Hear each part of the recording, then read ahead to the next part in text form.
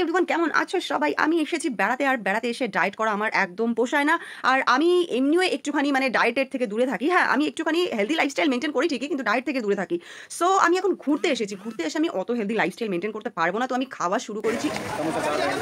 পানিপুরি দিয়েছে, পানিপুরি পানিপুরি খাওয়া শুরু তো আমি করেছিলাম মোমো দিয়ে, তারপরে খেলাম পানিপুরি। পানিপুরি খাওয়ার পরে আমি পাওভাজিওয়ালার কাছে গেলাম। পাওভাজিওয়ালাকে বললাম যে একদম স্পেশাল করে 3 প্লেট পাওভাজি লাগাতে।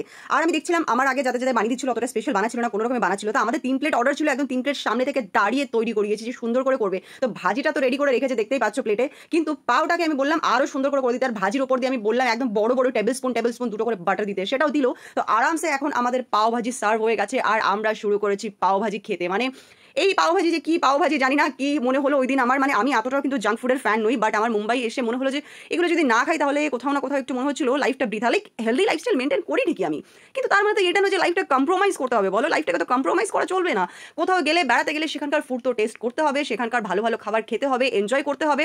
তবে হ্যাঁ, পাওভাজি অবধি খাওয়ার পরে আমার মনে হচ্ছিল আমার পেটটা ফ্ল্যাট থেকে অনেকটা ঢাকের মতন হতে শুরু করেছে।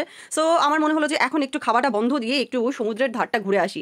সমুদ্রের ধারটা ঘুরতে ঘুরতে কিছুটা যখন মনে হলো আমার ঢাকটা আরেকটু ফ্ল্যাট হয়েছে, আমি চলে এসেছি আবার শিকাঞ্জি খেতে। আর যদি শিকাঞ্জি না খাই তাহলে আমার ওই ঢাকটা আবারও অনেক বড় ঢাক হয়ে যাবে, মানে ফুলে অনেক বড় একটা ঢাক তৈরি হবে। আমি সেটা চাইছি না, কাজ আমি এমনিও জাঙ্ক ফুড খুব একটা খাই না। সো যেহেতু খাচ্ছি, তো সেহেতু একটুখানি সোডা জাতীয় কিছু খাওয়াটা খুব প্রয়োজনীয় মনে হলো।